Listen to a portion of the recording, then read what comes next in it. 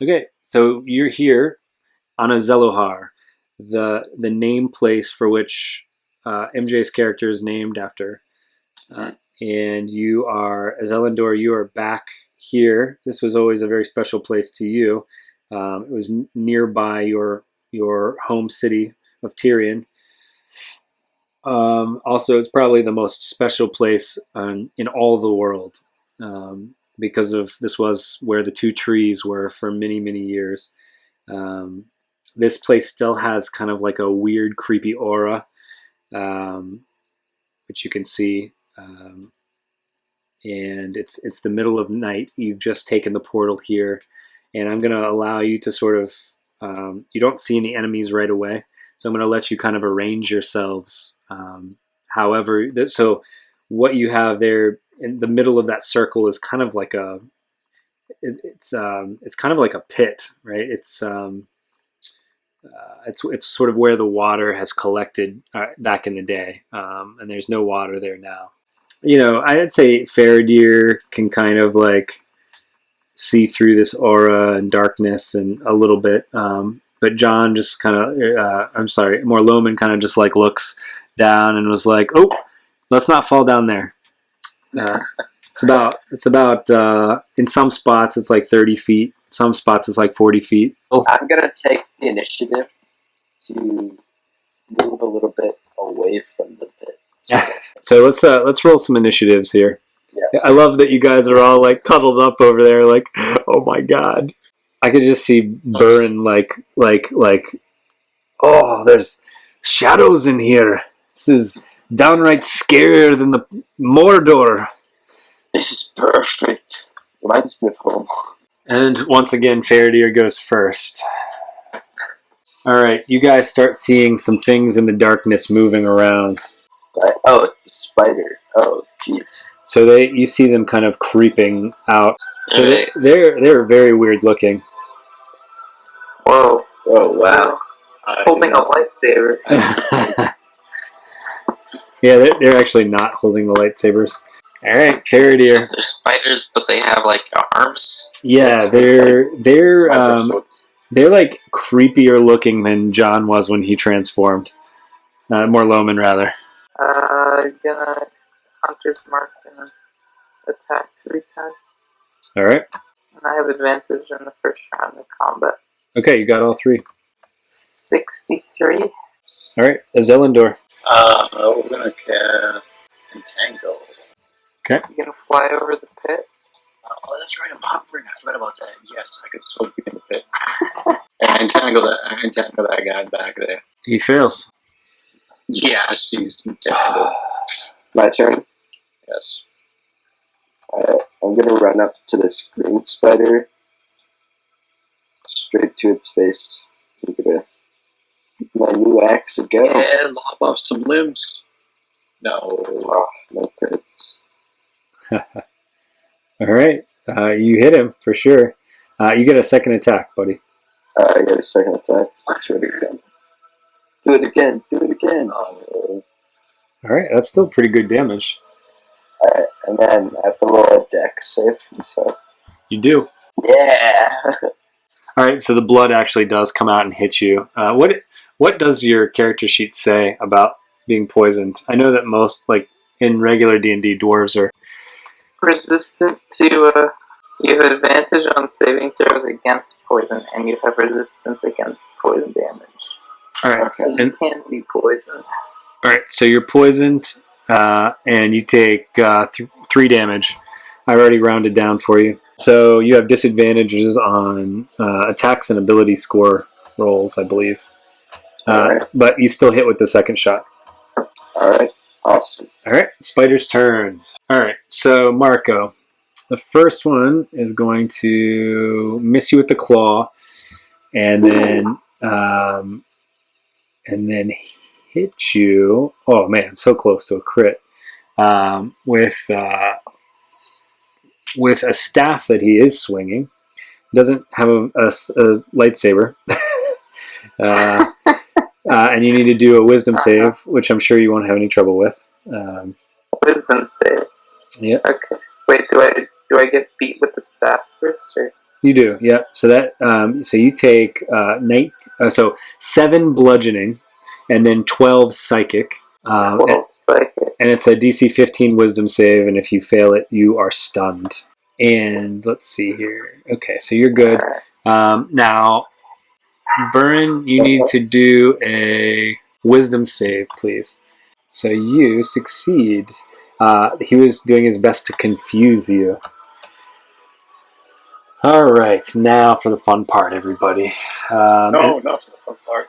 So the actual darkness seems to move forward in the bottom left of the screen towards you, and from somewhere inside, you can't actually see this, but it's like you've seen this in your nightmares. You see this. Oh my gosh. Is that what I think it is? Yo. That honestly creeps me out. There's no bueno. That creeps me out, dude. Oh! Jeez. So that disregard the tiny Morgoth holding probably I'm guessing a Silmaril in his hand. I don't know if he had taken them at that point. Yeah, I don't know why his hand is glowing. Oh, I wonder if he took a fruit from one of the trees or something. I'm not sure. Remember, I said after Ungoliant drank the wells dry, he swelled to an unbelievable size, such that Morgoth himself was afraid. Morgoth himself was afraid. Morgoth, the greatest of the Valar. Yep. Oh, great. So the darkness itself appears to be moving forward, and it jumps like straddles the pit. And let's see here. He goes right into an attack. And a Ezellohar. No! I'm floating. All right. What's your AC? Not good. You take 13 piercing damage from a bite, 15 slashing damage from a claw, and another 13 slashing damage from a claw. Now, let's get into the effects. All right. From the bite, you need to make a Constitution save. What? The poison? I'll tell you. Wow. So basically, you contract a fever if you fail, and your strength score is reduced by 1. I am immune to poison and disease, though. So does that still take effect? You're immune to disease? Yeah, the druid thing. Oh, nice. Yeah, it's a druid thing, man. All right. Yeah, you're good for that. Race. All right. So that was the bite. Now you need to do a con save, or you. Actually, a class thing, Charlie. Yeah. Jeez. And so the claw attack is for a paralyzation. So you need a druid can't be paralyzed either. Yeah, whatever. And guess what happens if you become paralyzed and you're flying?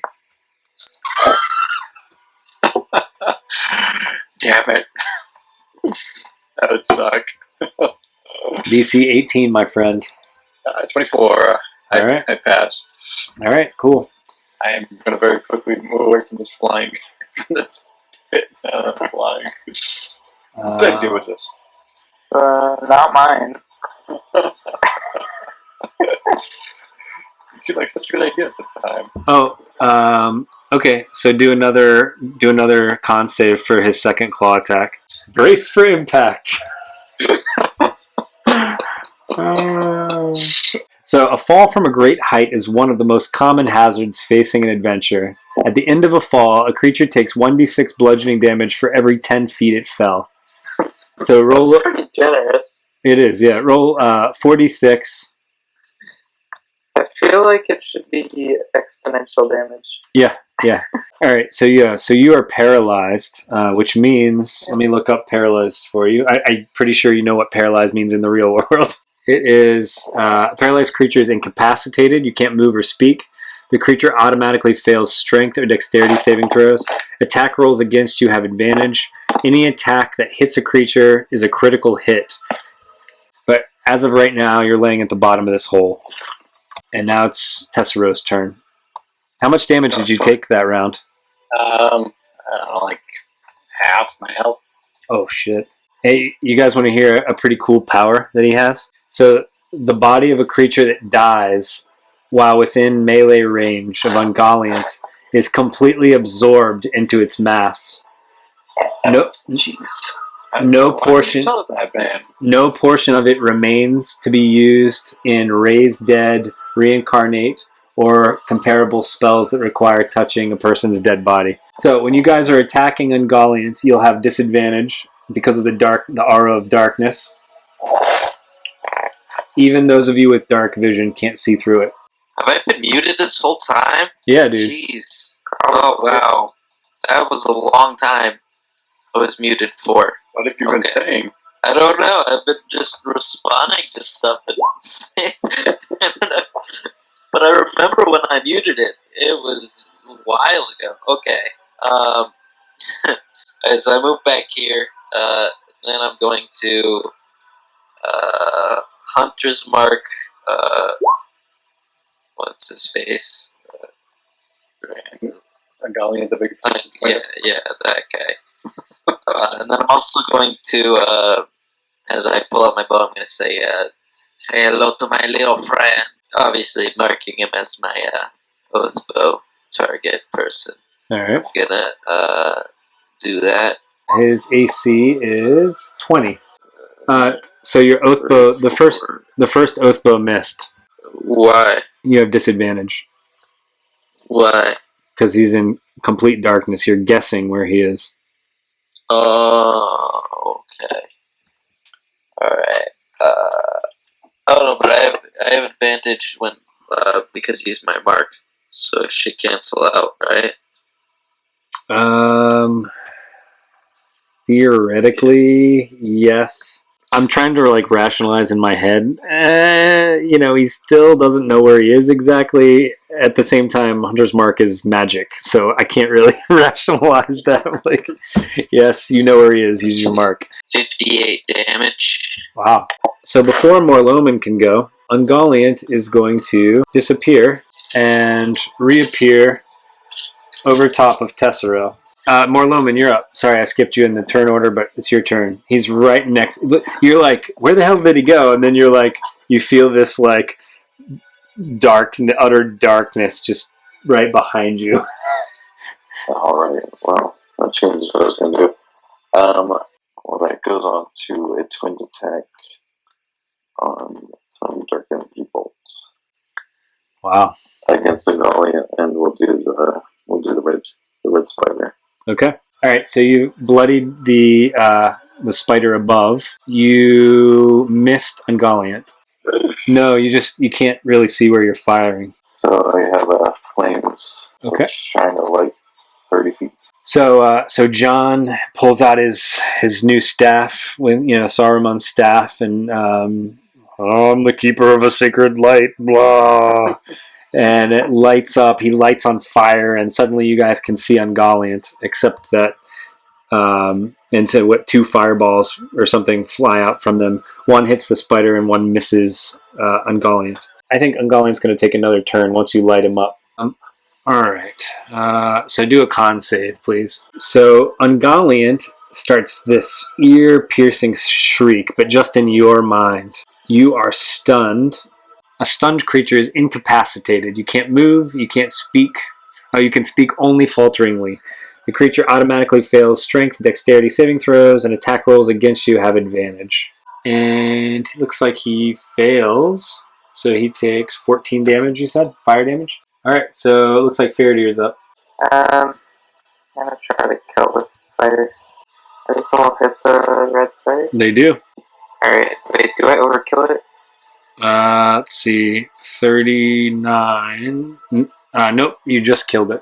The command does 23. Okay, you killed him on the second one then.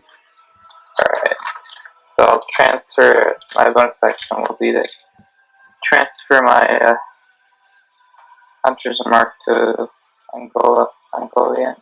Move up to its leg. Attack it.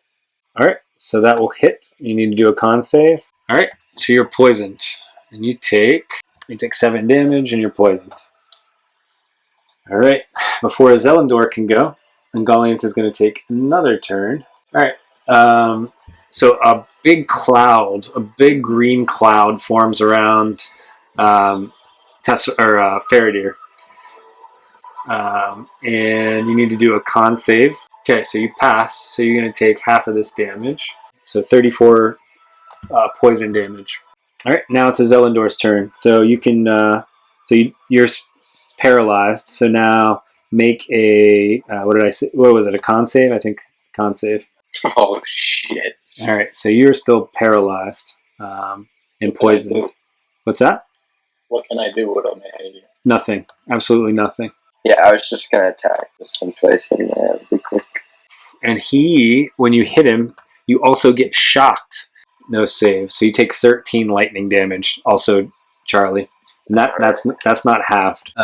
So this guy try to confuse you again. You do not move or take actions on your next turn. You are confused. Okay. And you'll have to do this check at the end of all of your turns. Okay. Yeah. All right. And now this guy is going to try to break out of being entangled. And I believe he does this time. All right. So he's going to move. Where is he going to move? He's going to come down into the well. Ezellohar might be in trouble, you guys. What the fuck is this? So he actually makes it to the edge and peers over. He's going to come down on his next turn. Now it's Ungoliant's turn. And he's going to go apeshit on Tessero. Oh, jeez. All right. He actually only hits you once, believe it or not.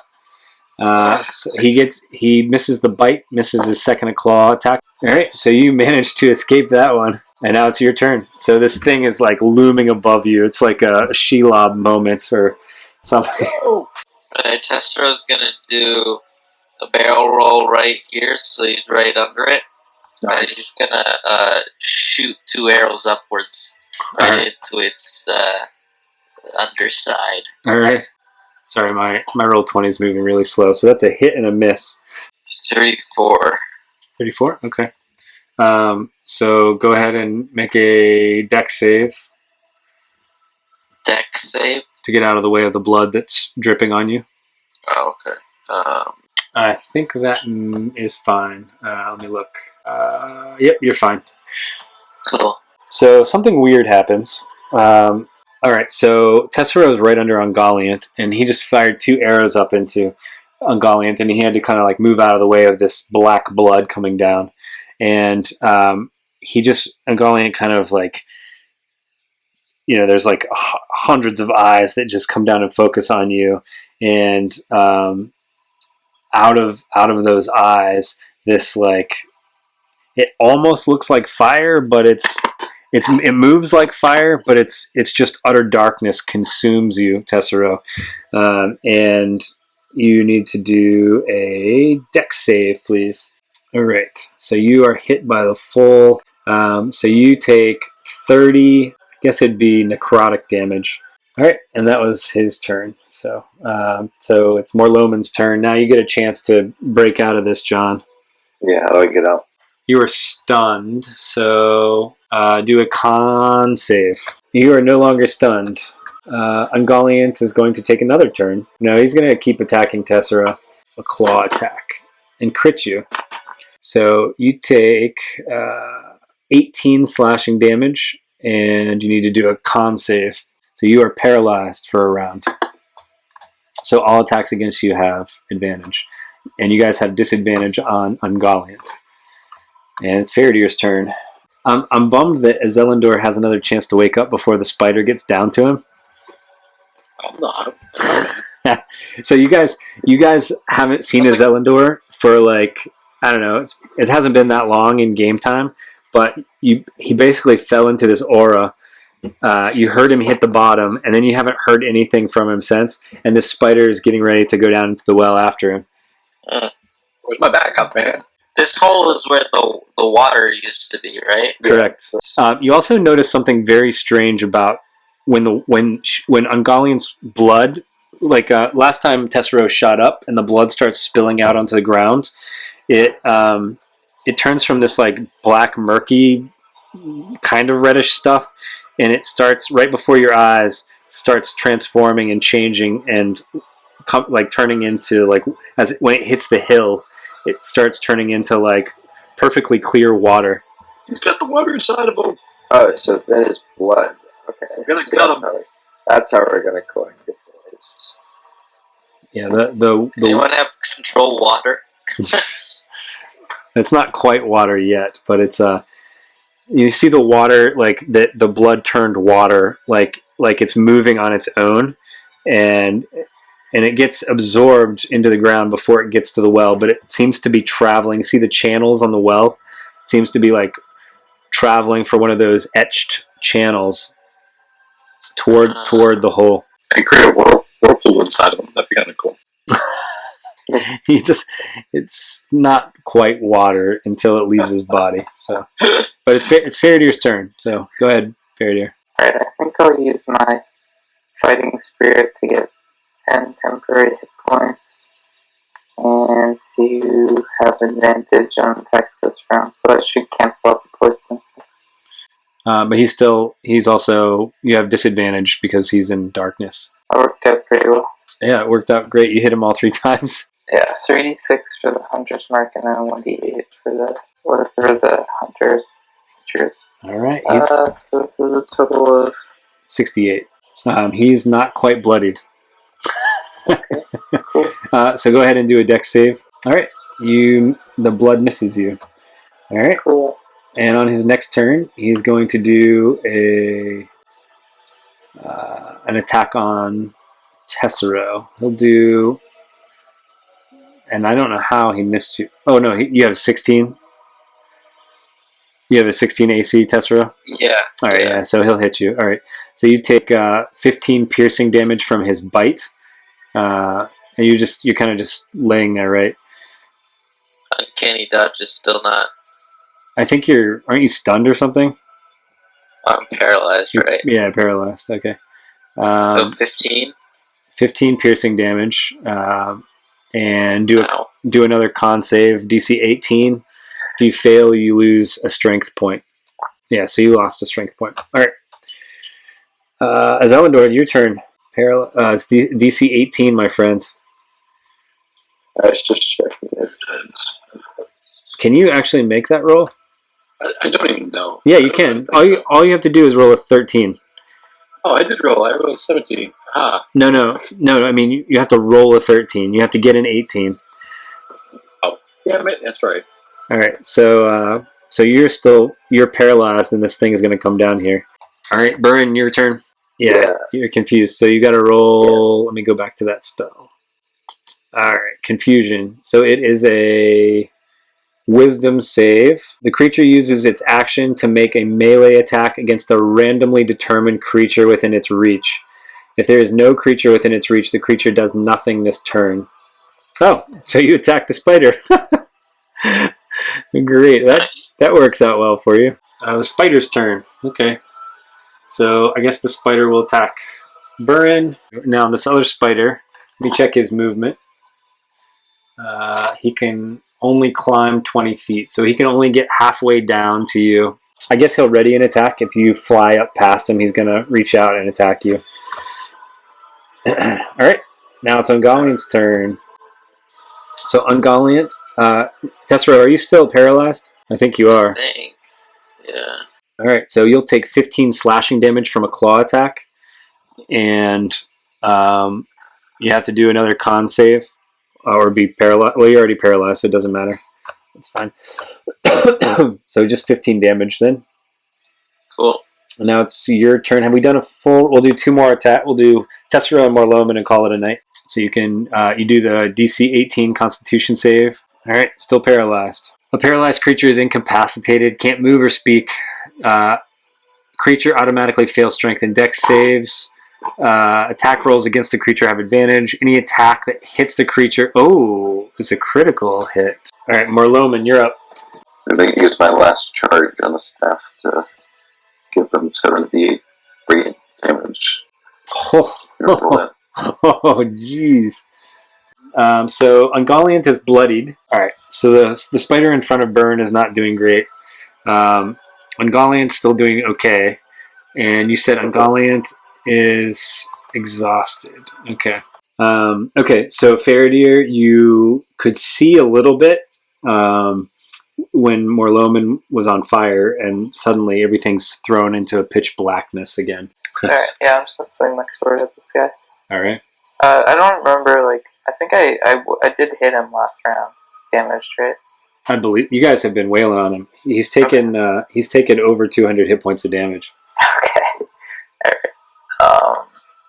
And we don't know, we haven't, like, learned anything about whether, like, certain attacks are not doing that much damage or anything like that. We learned that he's vulnerable to radiant damage. Cool. Alright, I'm gonna just swing my sword. Alright, so I have disadvantage, right? Yeah, but all of those hit. Okay, sweet. Okay, so 60, 63. 31. All right, so it lets out a high-pitched squeal. This spider, this big shadow spider thing. And let's see here. I guess he's going to use a legendary action. All right, so he will try to react to your attacks, Faradir, and he'll bite you, which is going to hit you for 12 damage. And you have to do a con save. It's 12 piercing damage. 28. Oh, okay. I don't know why he bothers attacking you. All right, Ezellohar, you are paralyzed, so there's not much you can do this round, but you can try to save to get out of it. But you know that this spider is going to be able to reach you next round. He's about halfway. Well, He's about halfway down the. You can't yell right now. All right, well, I guess I will just sit here and mumble to myself then at the bottom of the pit. All right, well, do the save. and Man, you've not rolled very well. Does anyone have anything that can give us advantage on saves or something? Or I do. that'd be good. Because I also have a con save, and I am not great with Actually, con saves. I don't. We didn't take a long rest. We don't have a paladin. We could use a paladin. Yeah. I become a paladin. How quickly can I become a Yeah, paladin? just snap your fingers. Abracadabra. Polymorph into a paladin.